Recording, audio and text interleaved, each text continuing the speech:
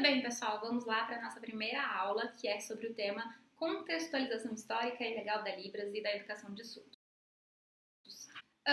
O texto base dessa aula são as leituras do artigo da Cristina Lacerda, um pouco da história das diferentes abordagens da educação de surdos, disponível na Cielo, o material da Silva e Favorito, Surdos na Escola, Letramento e Bilinguismo, que está disponível ali no nosso Moodle, e o texto do Choi et al., Choi e colaboradores, que também está disponível no nosso Moodle, ok? No primeiro momento, o que a gente tem que relembrar? Nossa primeira aula de Libras, e é importante a gente ter muito clara a distinção entre língua e linguagem. Libras, é língua ou é linguagem? Se você respondeu linguagem, tá errado. Bom, Libras é uma língua. Libras é a sigla para Língua Brasileira de Sinais. Então, Li de língua, Bra de brasileira e o S final de Libras, o S é de sinais. Então, o primeiro movimento é entender claramente que Libras não é linguagem. E muitas pessoas vão errar e vão dizer linguagem de sinais, linguagem brasileira de sinais. Então, uma primeira desconstrução que a gente tem que fazer para essa disciplina é Libras é língua. Se vocês vierem em alguma atividade avaliativa e colocar linguagem, eu já vou descontar meio ponto ali só pela questão de perdeu a primeira aula, perdeu o conhecimento básico, que eu quero que vocês se tornem meus pupilos multiplicadores de conhecimento da verdade para o mundo, ok? Então, eu quero que vocês coloquem lá para todo mundo, quando alguém falar linguagem de sinais, vocês digam Libras é língua, ok? Marcado isso, colocou lá no caderninho, na anotação, o que é linguagem e por que é tão importante a gente não confundir Libras com linguagem, ou língua de sinais com linguagem. Linguagem é um conceito mais amplo, ok? A linguagem, ela pode se dar dentro de um movimento artístico. Então, olhando aqui, por exemplo, essa primeira imagem, né, a gente tem uma arte que pela linguagem, pelas cores, pela forma, por vários elementos que não são textuais, ou seja, não tem palavras nessa primeira imagem, mas eu consigo identificar que ela é uma obra da Frida, que ela é de um determinado período, que ela corresponde a uma determinada perspectiva, né, abordagem artística, enfim, né, de formas, enfim, mais realista. Aqui também a gente tem um balé. O balé, geralmente, ou qualquer tipo de dança, a gente consegue, ou a música em si, né? A gente consegue identificar, de escutar ou de assistir, se ela se ela está remetendo a uma estrutura mais romance, que mensagem que ela quer passar, é romance, é conflito. A dança permite nos comunicar uma mensagem sem que haja um texto verbal também, sem que existam palavras, né? Na linguagem de computador, a gente também tem uma linguagem específica, né? Onde a gente usa um código para isso, um código para aquilo. E esses códigos, assim como, por exemplo, o Braille, alguns se confundem. Acho que Libras e Braille são a mesma coisa. Libras é língua, Braille é código. Então, código não é língua. Então, a linguagem científica, a linguagem computacional, ela se dá de uma forma dentro do conceito mais amplo que é de linguagem. A linguagem corporal. Então, por exemplo, existem teorias como a de Paul Ekman, né, que vai dizer sobre se a pessoa deu um dar de ombros, por exemplo, né, ela pode estar tensa, ela pode estar mentindo, ou uma linguagem corporal pode te mostrar se você está interessado, se você está desinteressado, se você está aflito, se você está controlando a sua agressividade, enfim. Tudo isso pode ser analisado dentro da linguagem corporal também da pessoa.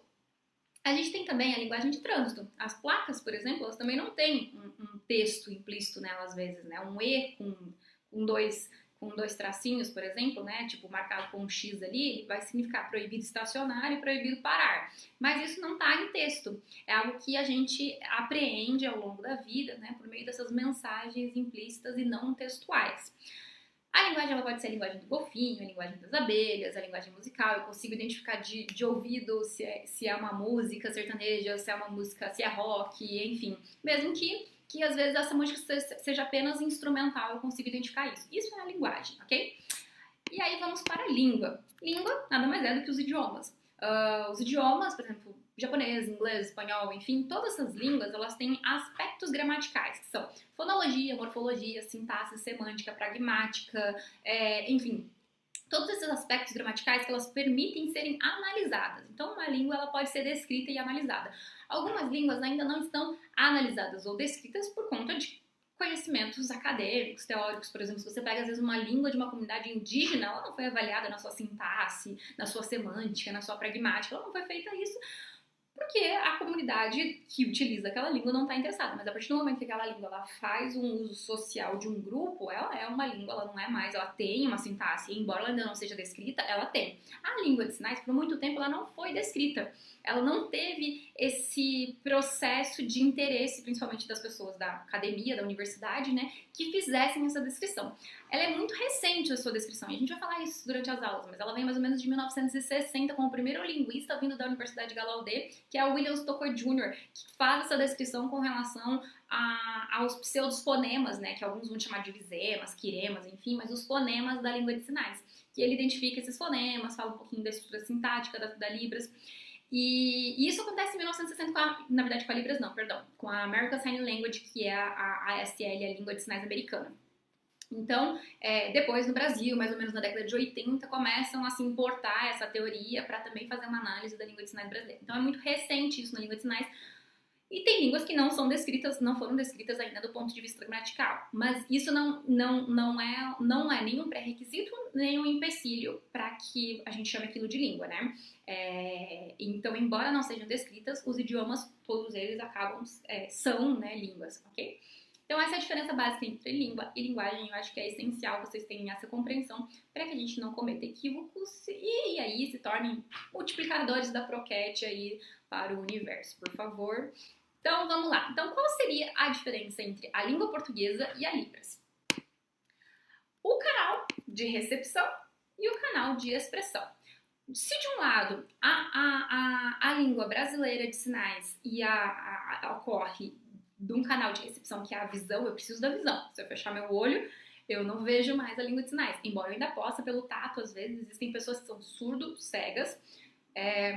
Eles podem, pelo tato, fazer o que a gente chama de libras tátil, que é colocar a mão no outro e sentir a configuração, a movimentação, enfim, e fazer a libras aqui. Porque, então, o canal de recepção, ele pode ser, mas eu já estou falando de libras, não de libras tátil agora, é a visão. O canal de expressão é a manual, então eu faço aqui pelas mãos, né? Então, ela se expressa pelas mãos e ela é percebida pela visão. No caso da língua oral, o muda é simplesmente, então, assim, a modalidade que é feita no canal de recepção e canal de expressão diferente. O canal de recepção é a audição, a gente ouve, né? No caso da língua oral, né? E a gente se expressa pela oralidade, ou seja, pela fala oral, né? E pela boca, enfim, ok? Então, a modalidade é basicamente a diferença entre a Libras e a língua portuguesa. De resto, ambas são idiomas, ambas têm todas as suas estruturas gramaticais preservadas, descritas, enfim, embora a Libras ainda tenha pouca descrição linguística em virtude desse reconhecimento tardio do seu status enquanto língua. E a gente vai descobrir também durante essa aula o porquê tanto tempo demorou para a gente reconhecer isso como língua, para a gente começar a estudar, enfim, ok? Então, bola para frente. Trata-se de aceitar a possibilidade de falar e ouvir com as mãos. O que eu quero aqui com essa imagem também é propor uma reflexão, né? Que muitas vezes as pessoas vão apresentar um pouco de resistência a dizer que eu falo Libras, eu não falo, né? Porque é Libras, eu não falo. Ou de dizer que o surdo é mudo. Mas ele é mudo, né? Porque ele não fala. Se eu admitir que Libras é uma língua, então eu falo uma língua e eu falo Libras. Se eu admito que o surdo fala Libras, eu admito que ele também não é mudo. Então, por isso que a gente também só diz surdo, não usa o mudo, ok? Mas a gente vai ter uma aula só sobre surdo-mudo e todos os conceitos que são equivocados. Estou dando uma palhinha aqui durante essa aula. Vamos lá. Libras. Como eu disse, Libras é a língua brasileira de sinais e ela é reconhecida pela Lei 10.436, de 24 de abril de 2002, como um sistema linguístico das comunidades de pessoas surdas do Brasil. E isso significa, então, que não tinha língua de sinais antes de 2002, que a língua de sinais ela só existe a partir de 2002? Não, e por isso que a aula de História da Educação de Surdos é tão importante e que nós vamos trabalhar hoje, né? A língua de sinais já existia, né? E, assim, talvez não reconhecida como língua. No Brasil, a gente tem esse reconhecimento somente em 2002, como vocês estão vendo aí, embora vários linguistas já desde a década de 80 já iam sinalizando, gente, sinais é língua, já tinha esse conhecimento acumulado lá na American Sign Language, língua de sinais é língua. Mas aqui no Brasil ainda se perpetuava um pouco de preconceito e até de resistência e até de proibição da língua de sinais. E a gente vai entender então por que isso aconteceu, qual é o contexto, né, de onde chegamos aqui nesse momento. Bom, e aí que a gente vai falar um pouquinho então sobre percurso histórico da educação de surdos. Por que aprender sobre a história da educação de surdos? Olhar para a história sempre nos permite repensar o futuro, certo? Representações, então, sobre a educação de surdos, a língua de sinais, a cultura e a identidade surda podem ser compreendidas a partir de um olhar longitudinal. Quando eu consegui olhar a linha do tempo da história da educação de pessoas surdas ou de como isso aconteceu ao longo dos anos, como que foi a língua de sinais, muitas das questões que eu tenho hoje mas por que as pessoas não sabem Libras? Por que não usar uma língua de sinais para todo mundo? Por que eles não aprendem a oralizar? Por que eles têm que estar junto com a gente na escola? Por que eles têm que estar separados da gente na escola? Porque tudo isso é muito explicado pelo que já foram tentativas da humanidade em propor caminhos para a educação de surdos e que não deram certo. Então, vamos olhar para que a gente pense o futuro ou pense o presente? Bora lá. Na Antiguidade, no Egito, 5.000 anos antes de Cristo, os egípcios acreditavam que a língua de sinais, que a comunicação dos surdos, ela era algo místico, que eles eram enviados dos deuses do faraó, que aquela linguagem que eles utilizavam era algo que, né, eles se comunicam diferente, eles devem ter a língua dos deuses. Então eles eram meio que cultuados ali, né, se tornaram umas figuras raras. E os egípcios, então, tinham um tratamento positivo com relação às pessoas surdas. Porém, na Palestina, a lei hebraica já tinha um outro tratamento com relação às pessoas surdas. Na Palestina, na Grécia, porque eles tinham uma intenção de identificar quem era surdo e quem era mudo. Esse termo já vinha desde a antiguidade, então, na Palestina, mais ou menos em 1000 a.C., essa lei hebraica ia definir quem é surdo, quem é mudo, quem nasce surdo, quem fica surdo ao longo da vida. E aí essas pessoas teriam indicativos de que direitos elas teriam, inclusive de contrair matrimônio, de direitos à propriedade, de herança, de realizar um ofício, de ser educado, por exemplo, enfim, de assistir aos cultos religiosos. Então, se você não ouve, se você não ouve, você não fala, você não pode receber a palavra de Deus, enfim, né? Você não tem muita utilidade nessa sociedade, enfim. Então, surdos e mudos eram distintos para que os direitos fossem reservados a partir daquele sujeito. Às vezes uma perda auditiva, a pessoa ficando, tipo, tô quase ouvindo. Ao longo da vida a gente vai perdendo mesmo a audição, mas aí esses sujeitos manteriam seus direitos, porque eles podem oralizar, eles têm outros recursos ali para se comunicar. Então eram feitas essas distinções pela lei hebraica. Em 300 anos antes de Cristo, na Grécia, os surdos eram muitas vezes condenados à morte ou marginalizados pela sociedade, porque a gente sabe qual que era o padrão da cultura grega, né? Eles cultuavam ali a perfeição física, intelectual, a oratória, os bustos já mostravam, né, os corpos todos perfeitos, a habilidade da oratória, do discurso, isso é muito valorizado, ao ponto que uma pessoa surda ou uma pessoa com qualquer outro tipo de deficiência era considerado um defeito para a sociedade, né? E esse defeito era de um sujeito que não era útil e considerado então um peso morto, já que não contribuía com esta sociedade, eles achavam mais do que natural se livrar dessa pessoa, ou abandonar, ou destinar à morte mesmo. Bom, Roma tinham tratamentos muito semelhantes aos gregos, né? As culturas são bastante similares aí, né? Em alguns pontos, convergem. E eles viam o surdo ali como indigno de pertencer à sociedade e também acreditavam que era melhor eles não estarem ali entre as pessoas, e então eles lançavam as crianças surdas, de acordo com o livro histórico do Paulo Vaz de Carvalho, eles lançavam as crianças ao rio Tigre. Segundo eles, era para que tivessem, que as ninfas iam cuidar dessas crianças. Então, tipo, tem a questão religiosa da época, então eles falavam assim, não, a gente vai entregar para as ninfas, que elas vão cuidar muito melhor dessas crianças, né? Como se fosse entrega em sacrifício, enfim, né? Porque nessa sociedade aqui ela não vai se dar bem, enfim. E aí, nesse período, então, não preciso nem dizer, o surdo era visto como uma pessoa ineducável. Como educar essa pessoa? Ela não fala, né? Até, inclusive, porque nesse período a educação não era para todos, obviamente, né? A educação era para uma parcela que tinha recebido esse dom, né, de ser um sábio, um filósofo, não era para todo mundo. Então, os surdos entravam dentro da parcela das pessoas que consideradas ineducáveis, não, nem serve para a sociedade, né? Para que eu vou tentar educar eles? Em 529 depois de Cristo foi criada uma lei em Roma pelo imperador Justiniano que se chamava o Código Justiniano.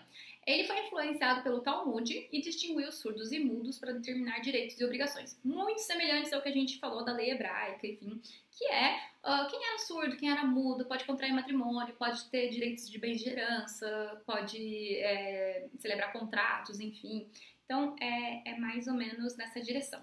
Tem um artista que se chamava Quintus Pédios, e ele teve que pedir autorização para o imperador da época, em Roma, porque ele queria exercer o ofício, ele era um artista, né, ele queria exercer o ofício, e pelo Código Justiniano ele não poderia exercer, porque eles não podem nem ser educados, nem exercer ofícios, enfim. Então ele teve que pedir autorização, que consta isso na história também. Então, para vocês entenderem que, assim, não era só uma questão de não serem educados, era uma questão de eles serem considerados inúteis e eles serem proibidos, inclusive, de se provar no caso do contrário. Em Constantinopla, em 395 anos depois de Cristo, o sultão determinava o destino dos surdos. E geralmente o surdo era um artefato de presente, né, de serviços da corte. Eu dava um surdo de presente, como se fosse dar um cachorro, tá? Eu dava um surdo pro fulaninho e servia de pajem pras mulheres ou de mimos de entretenimento pro sultão. Então eu dava, achei esse surdo aqui, vou te dar, ele é muito engraçado, ele fica fazendo uns gestos assim, você vai dar risada dele pra caramba. Era mais ou menos nesse... e os mesmos impedimentos legais romanos impostos no Código Justiniano eram adotados ali em Constantinopla, ainda na Antiguidade. Chegamos na Idade Média. Bom, na Idade Média, Santo Agostinho ali, por volta de 354 a 430 depois de Cristo, ia dizer que os surdos, os pais de surdos, né, os pais de pessoas com deficiência, estavam a pagar pelos seus pecados, que eles teriam cometido algum pecado, que eles tiveram um filho surdo porque era ali o castigo deles, né, de Deus. Então, no início dessa Idade Média, a gente teve um movimento de entender que surdo, ou pessoa com deficiência no geral, tá? Eles não eram os únicos, mas qualquer pessoa com defeito, assim, eles estavam meio amaldiçoados.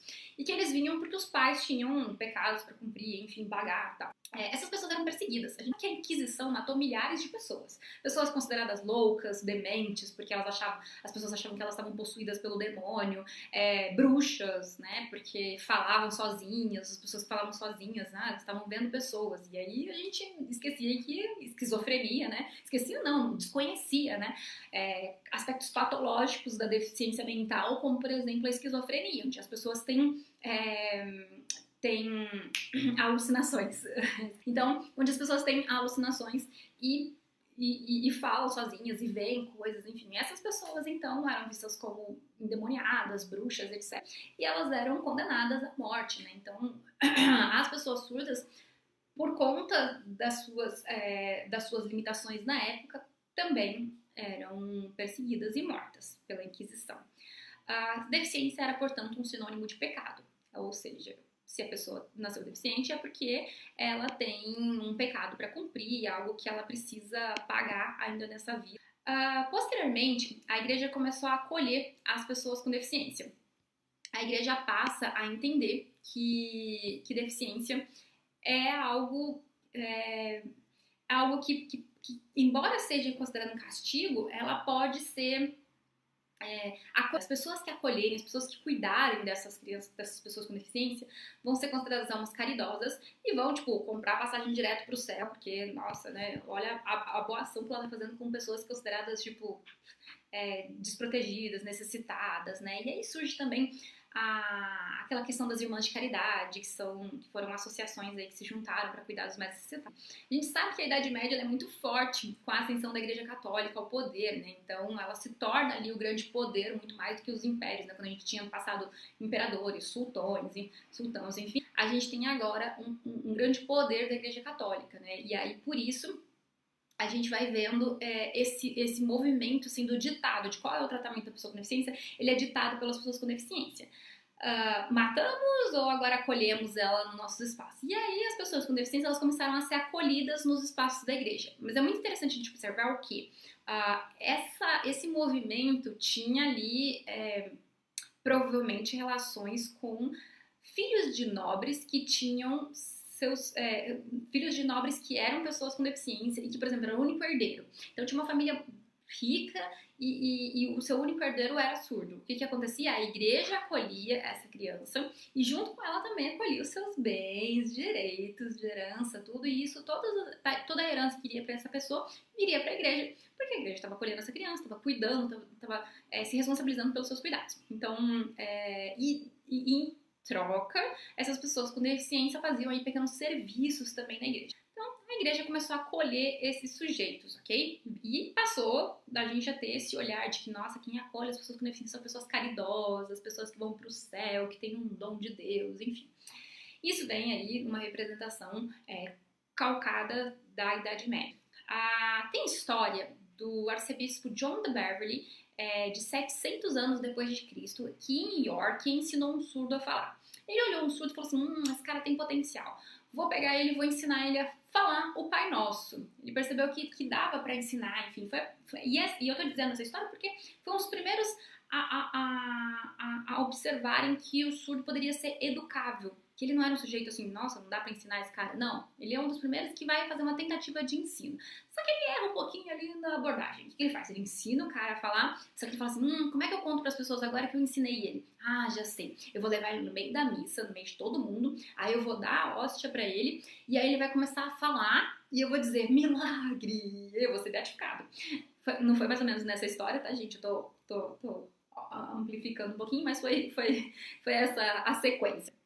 E aí ele fez isso, né? Colocou todo mundo lá, colocou a hóstia e o surdo começou a falar, enfim, todo mundo ficou, né, admirado. Depois ele desmentiu, ele falou que, não, gente, eu que ensinei ele, não teve milagre nenhum, enfim, porque aí ele percebeu que ele poderia também educar outros surdos. E os primeiros educadores de surdos, então, eles começam a aparecer da igreja. Por conta dessa história, né? De onde estavam os surdos? Eles estavam na igreja. Então, as pessoas, os primeiros clérigos começam a observar um potencial desse público para ser educado. E aí, na Idade Moderna, a gente tem os primeiros educadores, ainda restrito num ensino que era baseado para os filhos de nobres, né? Óbvio. Nem quem não tinha deficiência era educado nessa época, né? Porque a educação em si não era uma questão democrática, né, para o período. Então, os filhos de nobres, que era onde o dinheiro tinha como pagar, e o ensino ainda era muito individual, eles tinham esse benefício da educação aí dada principalmente por clérigos, né. Um dos primeiros instrumentos para educar as pessoas de surdo foi os sinais. Então, assim, lembrando, egípcios já cultuavam surdos porque eles usavam sinais. A gente tem sinais pela história desde a antiguidade. Agora a gente vem para uma idade moderna, onde os sinais monastéricos, quando os monges fazem voto de silêncio, eles continuam se comunicando. Eles fazem voto de silêncio oral. E aí eles criaram alguns sinais, que a gente chama de sinais monastéricos, que eles usavam para se comunicar, para pedir alguma coisa, enfim. E os clérigos usaram esses sinais monastéricos, adaptaram eles e tentaram ensinar os surdos a partir da língua de sinais. Desses sinais que já seriam meio que padronizados, né? A gente vai ver, pelas imagens que estão aqui do lado, né, um demonstrativo, uma semelhança muito grande, né? o B era assim, C, D, o C, ó, é muito semelhante ao sinal que a gente usa hoje no alfabeto manual da Libras. Pablo Bonet e Pedro Ponce de León se destacam aí pela criação desse alfabeto manual, que foi útil, então, para a alfabetização de surdos dessa época. E eles começaram a ensinar vários surdos, a alfabetizar eles, ainda não era um sinal conceito. Tipo, água vai ter um sinal para aquele conceito. Não, eles estavam tentando alfabetizar os surdos.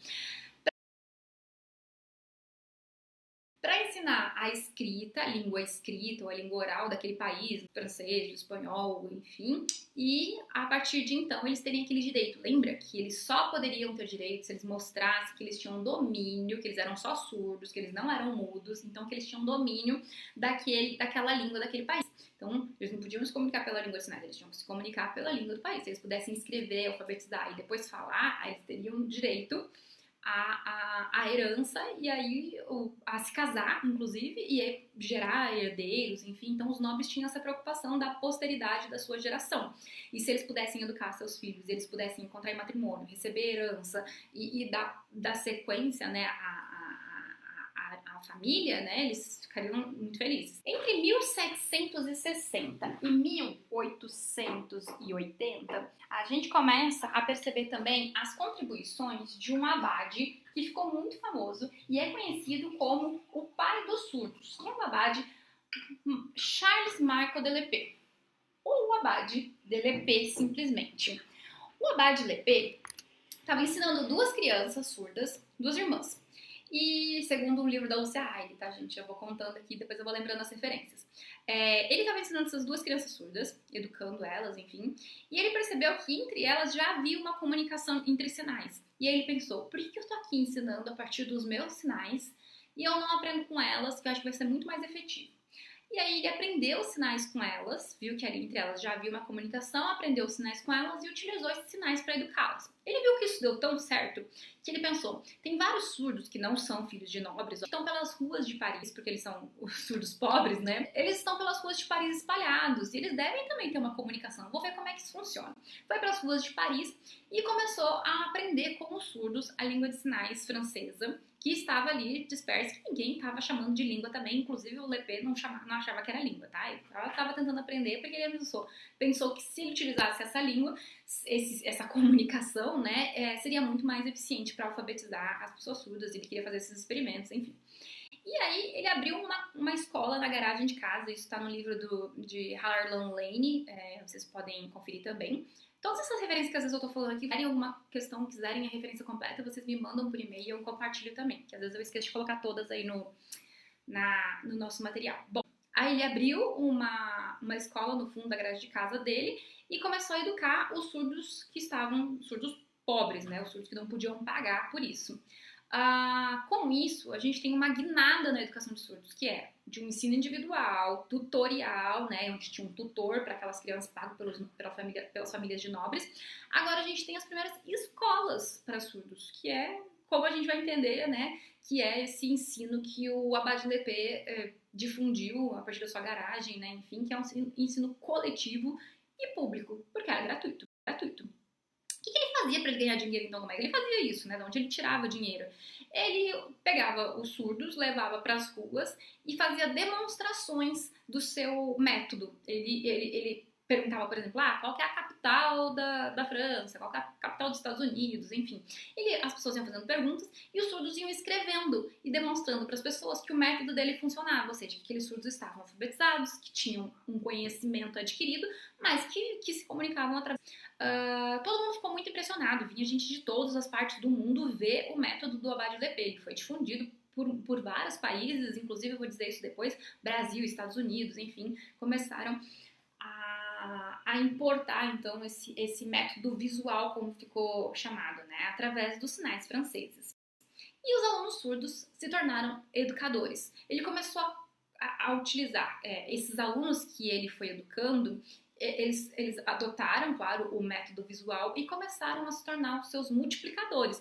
Então, um dos alunos surdos do Lepé, por exemplo, fundou um instituto em Paris, o outro foi levado para os Estados Unidos e fundou uma instituição nos Estados Unidos, que inclusive foi fundada junto com o Gallaudet, que aí foi se desenvolvendo, enfim, né, pelo filho dele, e aí acabou sendo aquela instituição que eu falei para vocês, que foi a Universidade Gallaudet, onde se conseguiu descrever que a língua de sinais é uma língua, né, e é um centro de referência mundial, que é a Universidade Gallaudet hoje, e eles usam sinais, né, que tem uma certa mistura, né, com os sinais franceses, claro que depois juntou com os sinais americanos, e a gente tem um outro tipo de língua de sinais lá. Então, no Brasil, a gente tem o RIE. O RIE veio também da França para fundar o primeiro Instituto de Educação de Surdos do Brasil, que foi o Instituto Imperial dos Surdos Mudos, na época era o nome, né, que foi trago pelo Dom Pedro II. E também influenciada, então, pelo Lepé. Só para ver o tanto das contribuições ali do Lepé para a educação de surdos nesse período. Bom, porém, entre 1760 a 1880, também foram construídas as primeiras escolas para surdos sob um método divergente, um método diferente ali do método Lepé, que era o método visual. Ele era um método baseado no método oral. Os precursores desse método são, na Inglaterra, Thomas Bradwood, que utilizava a escrita, o alfabeto digital, o alfabeto manual e a oralidade. E Samuel Heineken, da Alemanha, que utilizava o que a gente vai chamar de oralismo puro. Thomas Bradwood, na Inglaterra, entendia que eu poderia utilizar apenas o alfabeto manual, então não sinais para conceitos como fazia o Lepé. Esse alfabeto manual seria utilizado como uma espécie de ferramenta para que eu pudesse ensinar o alfabeto escrito, e assim que ele aprendesse o alfabeto escrito, eu poderia parar de usar o alfabeto manual, eu poderia parar com isso, era só como se fosse uma ponte para chegar nesse aluno, na comunicação do aluno, e depois ensinar a oralidade. Então existia quase que uma etapa, né, uma segmentação. Eu utilizava o alfabeto manual, ele aprendia de forma rápida. Com o alfabeto manual, eu alfabetizava ele na escrita, e com a escrita, depois eu ensinava ele a oralidade, e aí esse cara ia se oralizar e não ia usar a língua de sinais. E o oralismo puro era o que entendia que eu não devia usar o alfabeto manual para nada. Na verdade, as mãos não eram para ser utilizadas. Alguns desses surdos tinham que sentar sobre as mãos, ou eles tinham as mãos amarradas para que não se comunicassem pelas mãos. Esse era o método oral, o oralismo puro. E algumas instituições começaram a ser abertas dentro dessa perspectiva de ensino. Esse método oral com esse método visual começaram a conflitar. Por quê? Porque quem tivesse o método mais eficiente ou melhor, enfim, também ganharia mais recursos, né? A questão de domínio, enfim. Então, eles começaram a conflitar e entraram em embate, né? Os defensores do método oral e do método visual entram em embate. Em 1880, nós temos o fatídico Congresso Internacional de Educação de Surdos realizado em Milão, muito conhecido como Congresso de Milão. Nesse congresso, que já era o segundo Congresso Internacional de Educação de Surdos, os educadores de surdos foram convidados de toda parte do mundo para decidir. E aí, galera, todo mundo junto, vamos decidir se a gente vai pelo método visual ou pelo método oral, e a gente combina aqui, fecha e todo mundo vai no mesmo método. Beleza? Beleza. E aí, como a gente faz isso? Vamos votar. Mas eles votaram no método único, que seria um método oral. Por quê? Se formos chamados só os educadores de surdos ouvintes, todos os surdos foram proibidos de participar desse evento. Eles não poderiam votar. Eles até participaram, poderiam assistir, mas eles não poderiam votar. Só os ouvintes podiam votar. E aí os ouvintes entendiam que se a gente ensinar sinais para os surdos, eles só vão se comunicar dessa forma. Se eles se comunicarem só dessa forma, quem vai falar com eles? Não, vamos colocar todo mundo para oralizar. Eles que se esforcem para oralizar e a gente para com esse negócio de sinal, senão vai chegar um momento que a gente não vai mais conseguir falar com eles vão criar um mundo à parte, enfim. Tudo que a gente já escuta hoje também as pessoas falando. Não, para que ensinar língua de sinais? Para que eu tenho que aprender língua de sinais? O surdo que se adapte, o surdo que aprenda a oralizar. Todos esses discursos que a gente escuta hoje, eles já foram difundidos no momentinho lá atrás, que é, então, nesse Congresso Internacional. Os professores que eram surdos, aqueles, lembram? Os pupilos do Lepé, eles foram vistos como exemplos ruins. A partir do Congresso de Milão, quando se votou pelo método oral, e aí a proibição do método visual mesmo, ninguém mais podia usar método visual, sinais, enfim, nada, para com isso.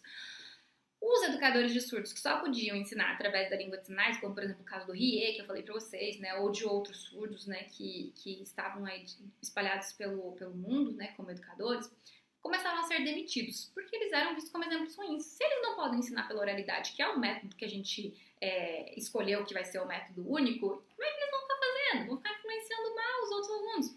E foram todos demitidos.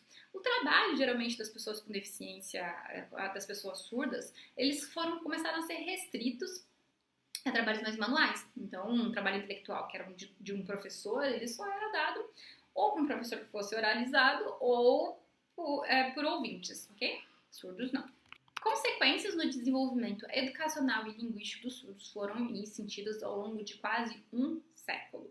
Muitos surdos tiveram cada vez mais um nível de desemprego ou de trabalhos mais manuais, mais mecânicos, menos intelectuais observados. Então, teve uma queda de surdos em posições de trabalhos mais intelectuais, como de professores, né? Muitos surdos foram demitidos e muitos surdos com um grau de alfabetização e de conhecimento escolar em queda, né? Foi diminuindo ao longo dos anos. A gente foi percebendo isso em dados que podem ser conferidos aí no livro do Paulo de Carvalho. Bom, vamos tentar entender no Brasil. No Brasil, esse mesmo movimento aconteceu. Como eu disse para você, a primeira escola para surdos foi fundada por Rie em 1857 e trazia ali uma grande influência dos sinais franceses. Ela se misturou com os sinais da língua de sinais que é utilizada aqui no Brasil e se formou a língua brasileira de sinais. Então, Rie era um educador surdo francês, que obviamente não vinha com sinais franceses, mas os surdos que estavam aqui também já usavam. Assim como tinha sinais lá nas ruas de Paris, aqui tinham outros sinais convencionados, que obviamente eram bem diferentes dos sinais que eles usavam lá em Paris. Mas eles se misturaram, porque o educador era surdo e começava a ensinar para ele sinais dessa língua de sinais francesa, eles se misturaram e foram criando. Assim como aconteceu com o português. Quando os portugueses chegaram aqui e a língua portuguesa se miscigenou com as línguas indígenas aqui existentes, e hoje a gente tem palavras no nosso vocabulário como abacaxi, por exemplo, que é uma língua indígena, que é uma palavra indígena, por exemplo, na língua de sinais aconteceu a mesma coisa.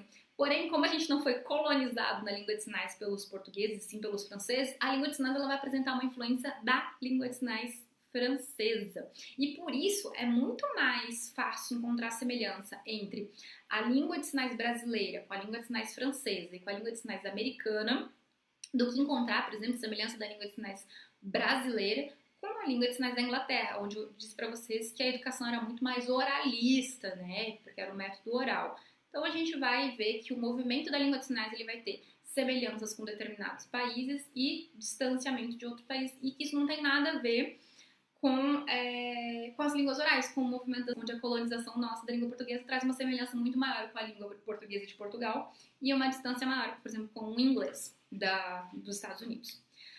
O Instituto Nacional de Educação de Surdos, como hoje é chamado, porque o nome mudou, não é mais Imperial, Instituto dos Surdos Mudos, ele é conhecido hoje como INES e funciona, tem mais de 150 anos de história, ele funciona no Rio de Janeiro, ok? Vocês podem conhecer ele se vocês quiserem agendar visita, é uma instituição linda e referência no Brasil, porque é a primeira instituição, a mais antiga, enfim, né? E no Brasil até hoje. No Brasil, então, utilizou-se o método visual no início, porque foi influenciado por Lepê, mas após o Congresso de Milão, foi adotado o oralismo. E aí, algumas cadeiras, né, do Instituto Nacional de Educação de Surdos foram administradas, foram ali ocupadas por médicos que tinham uma visão oral da deficiência e que entendiam que eles deveriam se oralizar, que os surdos deviam aprender a falar, fazer leitura labial. E aí nessa foto vocês veem, né? A criança tá aqui sentindo a garganta do outro, pra ver se, por que dele vibra e a minha não? O que eu tenho que fazer pra aprender a falar? Porque se eu não tô ouvindo, como é que eu aprendo a falar? A gente tem que ensinar o surdo que aqui vibra, que ele tem que soltar o ar, enfim, tudo isso é muito difícil para alguém que não tá tendo feedback auditivo do que tá falando, que não tem sentido nenhum.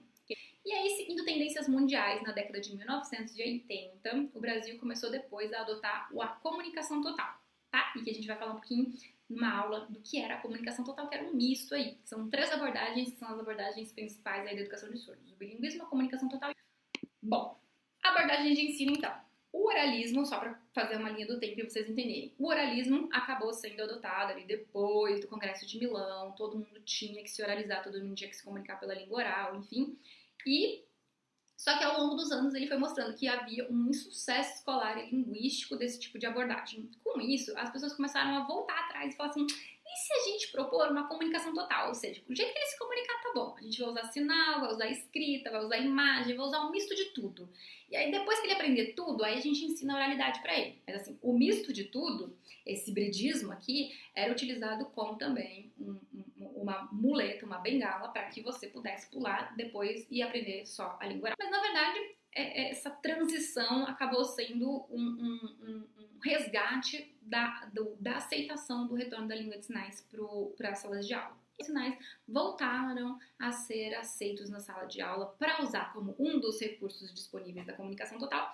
E aí os surdos começaram a reivindicar que, na verdade, a língua de sinais ocupasse um papel central na sua instrução, como a língua de instrução deles. E aí vem o bilinguismo, que é a abordagem educacional hoje utilizada e defendida pela comunidade surda. Okay?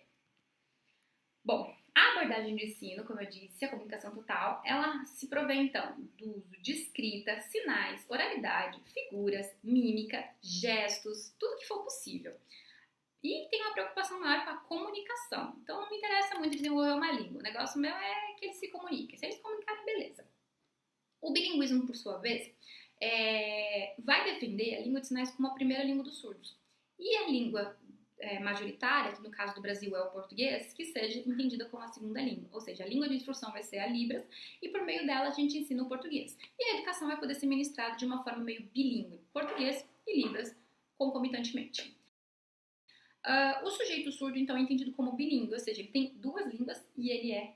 E a surdez, ela deixa de ser entendida como deficiência e passa a ser aceita como uma diferença linguística, porque a partir do momento que eu entendo que a única coisa que difere um surdo de um ouvinte é a língua e a modalidade da língua que está aqui, então eu começo a entender que o surdo que a surdez é uma diferença linguística e não uma deficiência, algo que está calcado numa ausência, num déficit, numa doença, numa patologia, algo que precisa de tratamento, reabilitação. Não é esse o caso, que a gente poderia trabalhar com os surdos a partir de um viés da educação bilíngue, onde se eu der a língua de sinais para ele e a língua como língua de instrução, ele pode se desenvolver, ele tem um grande potencial aí. Aqui eu vou deixar a sugestão de um filme para vocês, que é O Seu Nome é Jonas, para que vocês assistam e entendam um pouquinho, porque conta a história de um garoto surdo, que inicialmente até é diagnosticado como se tivesse uma deficiência intelectual, e depois entendem que ele é surdo, que ele não tem uma deficiência intelectual.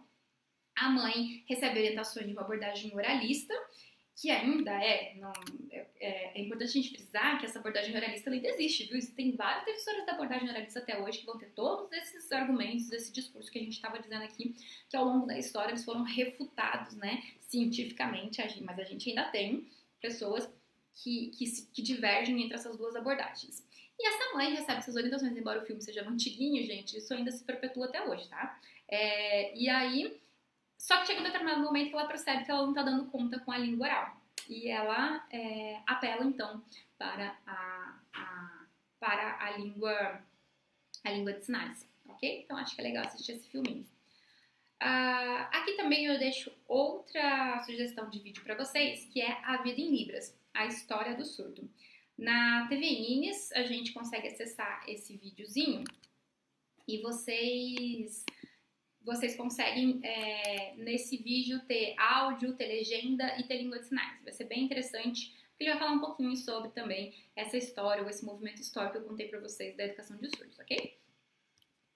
E aqui tem um outro vídeo no Instagram, que eu deixo pra vocês assistirem, que ele é feito pelo Coletivo Surdovisão. É um canal do Instagram, e eles contam um pouco também da história da educação de surdos, a partir daí, de tudo que eu falei aqui pra vocês, só que contado de outro jeito, ou algumas informações vão ser diferentes. Acho que é legal vocês assistirem para ir reforçando um pouco desse conteúdo da história da educação de surdos. Como eu disse para vocês, a gente tem a lei número 10436, de 24 de abril de 2002, onde algumas das contribuições essenciais dessa lei vai ser a Libras, reconhecida como meio legal de comunicação, reconhecida como um sistema linguístico, ou seja, ela é uma língua e tem estrutura gramatical própria e é das comunidades de pessoas surdas do Brasil. Todo esse texto está na lei, tá, gente? Então, assim, tá reconhecendo como é língua, é das comunidades de pessoas surdas do Brasil e tem estrutura gramatical. E aí, ainda na Lei 10.436, a gente tem a inclusão da disciplina de Libras nos cursos de licenciatura em fonoaudiologia como uma obrigatoriedade. Então, é a partir desse momento que a gente começa a ter o meu emprego aqui para vocês, tô brincando. A gente começa a ter aqui a inserção da disciplina de Libras em todos os cursos de licenciatura, e é por isso que eu tenho emprego. A Libras não substituirá a modalidade de escrita da língua portuguesa. Muitas pessoas fazem leitura desse parágrafo da Lei 10.436 de forma equivocada, dizendo tipo, os surdos então agora são obrigados a aprender língua portuguesa. Não está dizendo isso, está dizendo que não vai substituir a modalidade de escrita da língua portuguesa. Então, os surdos têm o direito de aprender a Libras e têm o direito de aprender a modalidade de escrita da língua portuguesa, porque eu estou reconhecendo que o surdo é bilíngue. Se eu só educar ele na Libras, eu estou formando um sujeito monolíngue, que o bi subentende duas, né? Duas línguas. Então ele tem direito de ir para a escola e aprender o português na modalidade de escrita e aprender a língua brasileira de sinais. A língua oral do português não é uma jurisdição da escola, isso é da fonoaudiologia, ou seja, da área clínica, ok? Isso também está lá no Decreto 5626. O Decreto 5626, ele vem 3 anos depois da Lei de Libras para regulamentar a Lei de Libras. Nele se determina que o perfil profissional do professor, intérprete e tradutor de Libras deverá ser respeitado. Então ele vai dizer qual é a formação do professor de Libras, qual é a formação do intérprete de Libras, qual é a formação do tradutor de Libras. A gente vai discutir isso ao longo das aulas, então eu não vou me deter nisso hoje. Mas que existem formações específicas para esses profissionais. E por quê? Porque as pessoas têm que aprender a diferenciar. Eu sou professora de Libras, eu não sou tradutor e intérprete de Libras. As formações são diferentes, os âmbitos de atuação são diferentes. Professores de Libras, eles são formados especificamente em um determinado curso para atender educação infantil e ensino fundamental 1, em outro curso para atender o fundamental 2 e em outro curso para atender o ensino superior. Do mesmo jeito, para eu atender, para trabalhar como tradutor e intérprete de Libras, é outra formação que eu tenho que ter. Então, são habilidades diferentes, são formações diferentes e são campos de atuações diferentes. Não é porque eu sei Libras que eu posso atuar em qualquer lugar, ok? Bom, direito do surdo à educação bilíngue é ratificada ali no Decreto 5626. Então, alguém diz assim, entrou um aluno surdo lá e fala, eu contratar intérprete, eu aprender Libras, eu adaptar a avaliação, eu vou ter que trazer um professor de Libras para ensinar ele, ou para um intérprete de Libras. Não! Sim, tá lá no direito do Decreto 5626, onde se reconhece que a primeira língua do surdo vai ser a Libras e a segunda língua o português na sua modalidade escrita. E também temos que a Libras vai ser optativa para todos os cursos de educação superior e profissional, ou seja, que a língua brasileira de sinais é uma disciplina que, embora não seja obrigatória, que ela tem que estar lá na grade de todos os cursos de ensino superior. Então, eu faço engenharia, eu faço relações internacionais, eu tenho direito de, na minha grade, ter lá Libras para eu realizar essa disciplina, mesmo assim, de forma optativa, não obrigatória, ok? Mas ela é obrigatória nos cursos de licenciatura, lembrando, tá? Outra coisa interessante que consta no Decreto 5626. Gente, o decreto é enorme. Eu tô pensando aqui algumas coisas que eu acho que são importantes para quem tá se formando saber que existe, que isso é lei. É o uso e difusão da língua brasileira de sinais para o acesso das pessoas surdas à educação. O que consta nesse decreto, lá nesse capítulo 4, é ofertar obrigatoriamente, desde a educação infantil, o ensino de Libras e também da língua portuguesa como segunda língua para os surdos. Então, de novo, é um direito dos surdos aprender a língua portuguesa escrita e aprender a Libras. Porque a maioria, 90-95% das crianças surdas nascem em lares ouvintes. Ou seja, um pai e uma mãe ouvinte têm um filho surdo. Eles sabem Libras para ensinar para as crianças? Não. Então, como é que eles fazem? É na escola. É na escola que esses surdos vão aprender Libras, que é a língua padrão, né, dos surdos, a língua de sinais. E aí, como que eu vou fazer isso? Como é que eu vou ensinar desde a educação infantil Libras para essas crianças? Porque tá no decreto. Eu tenho que prover as escolas com professores de Libras ou instrutores de Libras. No caso, o professor vai ensinar as crianças, o instrutor vai ensinar toda a escola. Tradutor e intérprete de língua brasileira de sinais vai ser necessário, que eu ensino Libras para criança, mas ele chega na sala de aula e não tem um intérprete de Libras para aula de geografia, não adianta. Professor para ensino de língua portuguesa como segunda língua para surdos e professor regente de classe com conhecimento acerca da singularidade linguística manifestada pelos alunos surdos. E aqui que vos fala, né? Aqui são vocês, alunos de licenciatura, que estão nesse item D, ou seja, vocês vão ser regentes do curso de, sei lá, matemática, biologia, filosofia, e aí vocês estão lá regendo a classe, mas assim, eu sou professor de Libras, com essa disciplina aqui que a Procast está me dando, eu vou saber dar aula de Libras, lembra que eu falei? Então, vocês são os professores que vão ser assistidos ali por um intérprete de Libras que vai traduzir a aula de vocês, e aí vocês têm que ter um mínimo de conhecimento sobre a singularidade linguística do surdo, para entender como conversar com ele, como tirar uma dúvida às vezes, como cumprimentar ele, porque ele tem que se sentir aluno. Então você tem que olhar nos olhos dele e dizer: oi, bom dia, você precisa de ajuda? Você entendeu? Tá claro? E chama o intérprete: vem aqui, eu preciso explicar para ele da prova, qual que é a dúvida dele? Então tem uma interlocução com o intérprete, mas vocês também precisam saber um pouquinho de Libras para se comunicar com eles e precisam entender quais são as influências disso, quais são os direitos desse aluno. Como é que eu faço uma prova, que direito que ele tem sobre a prova, como que a Libras influencia a escrita dele, N características ali que é singularidade linguística. Vocês não saem daqui fluentes de Libras dessa disciplina. Se fosse assim, assim, eu sempre brinco. Uma disciplina de Libras onde eu tenho 24 horas basicamente, né, porque são 48 horas, só que eu dou metade da disciplina de prática e metade de teoria. Se eu tivesse 24 horas o poder de fazer vocês fluentes em Libras, eu teria o segredo para ensinar inglês, né, para os nossos alunos da educação básica, que tem anos e anos de inglês, uma vez por semana também ou duas, para que eles saíssem proficientes em inglês, e não acontece. Então, se os caras ficam lá mais de 10 anos na escola e não saem proficientes em inglês, vocês não acham que em quadrimestre vocês vão aprender Libras e ser fluente, né? Libras é língua, e língua dá trabalho, preciso praticar, preciso treinar, enfim.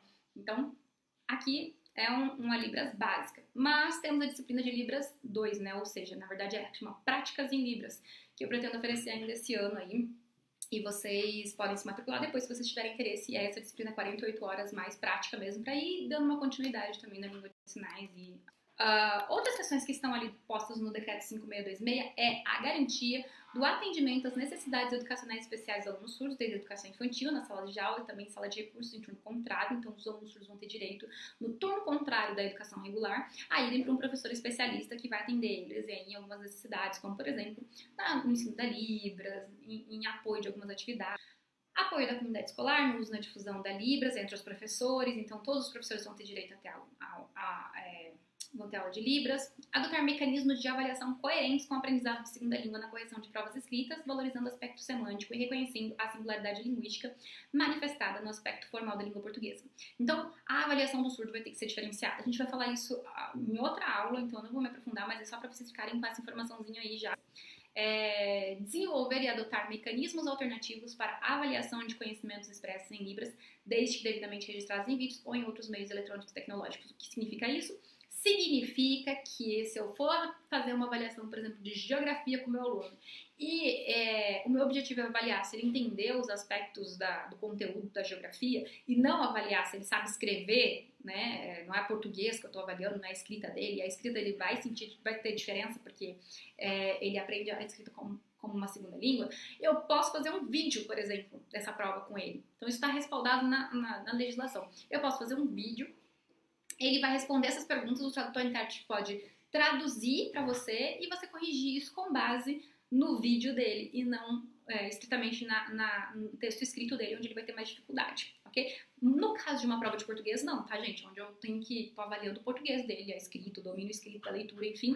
Então, isso não vai combinar com uma prova de português. Mas com uma prova, por exemplo, de história, de geografia, de matemática, eventualmente você pode fazer isso em formato de vídeo. A prova, inclusive, pode ser traduzida para que ele tenha acesso a isso. Isso vocês vão ver, por exemplo, vestibular, tem presença de tradutor intérprete de Libras, Enem.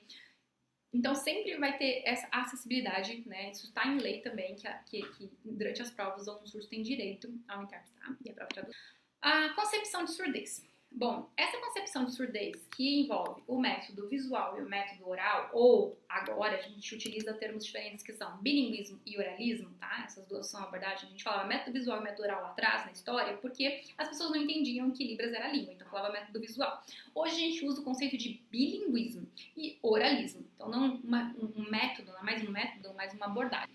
Os defensores do oralismo partem de uma visão clínico-patológica da surdez, onde a surdez é vista como uma deficiência auditiva e o tratamento e a cura para a surdez é perseguida. Aparelhos de amplificação sonora individual e cirurgias como o implante coclear são os métodos de reabilitação, ou as próteses, né? Enfim, as intervenções que eles entendem que vão aí trazer uma certa cura da surdez ou um tratamento, uma reabilitação.